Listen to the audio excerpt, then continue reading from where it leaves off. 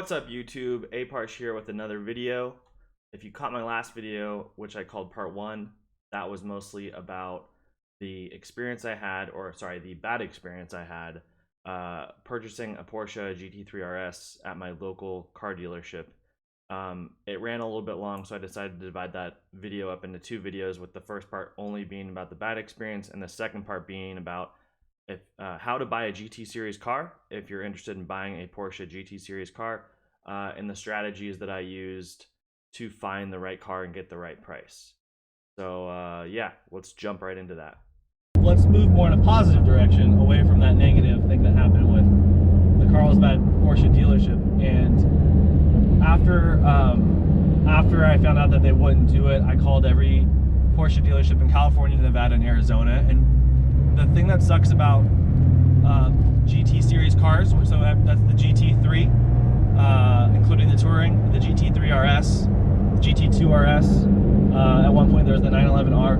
Any of those GT Series cars, they're not allowed to be advertised on dealership websites. So the only way you know which dealership has which car is to call.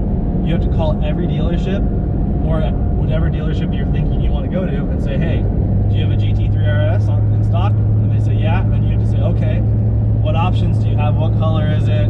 Does it have any miles on it? Is it new or used? What are you guys asking? How much is it over MSRP? Do you take Amazon? It's like, this is long conversations. I literally called every single dealership in California, Nevada, and Arizona. I basically had to take 2 days off of work to do that. I was doing it at work, but I own my own company. So, turning my exhaust on, because I'm gonna be getting a little bit of sound here from the. I'll open the window a little bit too, so you guys can hear. So I found a dealership that would match it. Great dealership, and I don't want to say exactly how much they gave me over MSRP, but let's just say it was around the same as the other dealership. And it was actually really good because the Carlsbad dealership actually had some other stuff like acquisition fee and clear bras and all this other stuff on top of the car that made it more expensive. And this one actually ended up being a lot cheaper, actually $400 a month cheaper with Amazon leasing, because of just those small things. So yeah, I picked up from the dealership called Carlson Porsche. They're in Northern California. They were great. I flew in. So I went out of my way. I could have you know, paid for a truck. It's like $500 or something to have it trucked down in a enclosed truck, but I wanted to drive it down. So I taped the front bumper up, and oh, here we go. You ready? There we go. I thought you guys might want to hear that. So that wasn't a launch, that was just some aggressive driving a little bit. So yeah, everything worked out really well. The dealership I went to, you know, I think I talked to the sales guy there. When I called him, I said, how much are you guys asking over MSRP? And he said 50. They had 3 GT3 RSs, they were asking 50 over. And I pretty much was like, okay, conversation's over. Like, that's it. I'm not paying 50 over, because I'd already been offered 10, and I was looking for someone to match 10. Again, I'm not saying that they did 10. I'm saying that they probably did around that. It was a good deal. So I don't want everyone to call them up and say, can you do it for me too? Because they can't. But it was probably around 10, and they just treated me really well. And the big thing was that the sales guy said to me after I was like kind of over, I said, that's just too much, I'm getting better offers. He said, make me an offer. And I said, okay, this is what I want to do. And you can assume it was probably around 10 over. And he came back with a number that was around what I wanted. And I said, well, I really want to be at this number that was what I'm asking for. And he came back and said, let's do it. And it was that simple. He was very easy and simple. Not like he wasn't a simple person. Like, I'm not talking bad about it, but he was really easy to do business with, which is great. That's how I do business in my field. I try to make things easy and simple, and focus on having a little bit of fun with a deal instead of making things complicated and grinding over a few dollars here and there.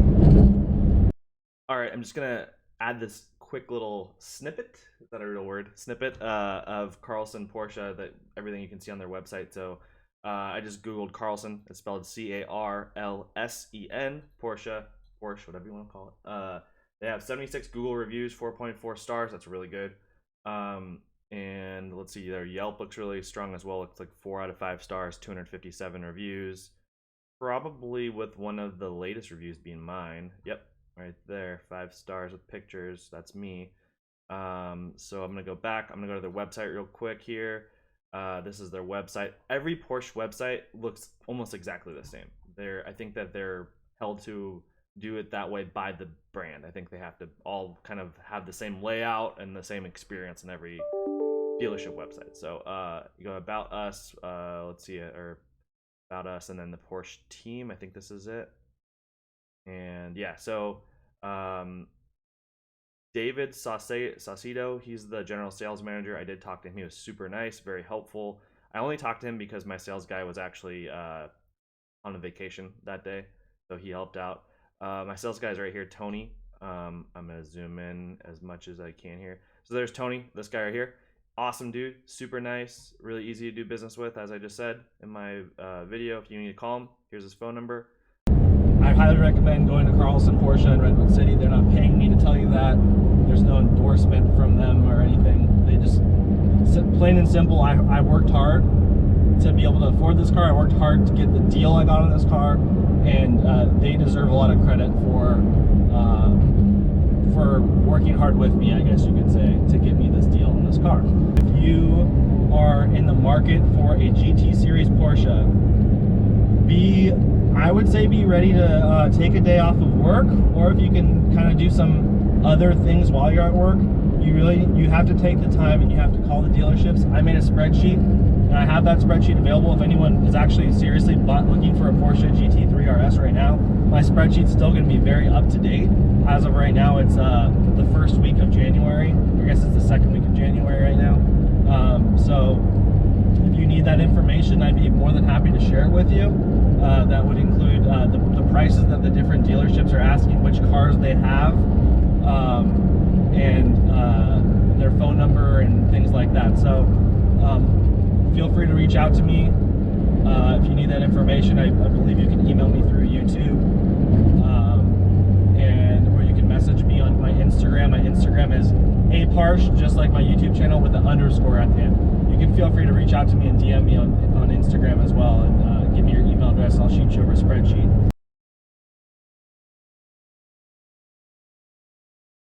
So, or you can make your own. Call the dealerships in your area. If you might not be in California, make a spreadsheet. My spreadsheet had things like year, model, mileage, transmission, color, interior color, exterior color, options, price, over MSRP markup, location, dealership name, phone number, salesperson name, email address. Like, it's a big spreadsheet. But it's worth it to have all that information, because it saves you. It's a big spreadsheet you'll be making, but it saves you a lot of time later when you have all that information ready to go. If you need any advice on making a spreadsheet, or need any help making a spreadsheet, I'd be more than happy to help you do it. If you want a GT3 RS, you want to pay the least amount of money, and you want me to help you source the car,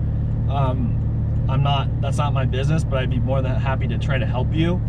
Here's the example of the spreadsheet. This is not the final spreadsheet I used, because I was sending this back and forth between my home computer and my work computer. My work computer has my final spreadsheet. So at one point, I wasn't completely convinced that I wanted only a GT3 RS. I was thinking I might want maybe the 991.1 GT3 RS, or I was also thinking about the Carrera T, and maybe a GT3 manual, and blah blah blah. So this is the spreadsheet that I was working off of. So I have column A as the dealership, and this was all information I just pulled from their websites. This was not me calling the dealership yet at this point. So, and the year of the car, and the model, the transmission, that was a big deal, because I was thinking about maybe a GT3 manual. And if I was going to get like a Carrera T, I only would have got a manual, or any of the lower end cars, the cheaper cars, the regular 911s or whatever you want to call them, I would only get a manual for sure. Anyway, here's mileage. Some of them are used, so that would matter. Sometimes I just wrote new, because the mileage wasn't written down on the website, and it was just a new car. The original price, the advertised price, the years, and a new one. So exterior color, interior color, options.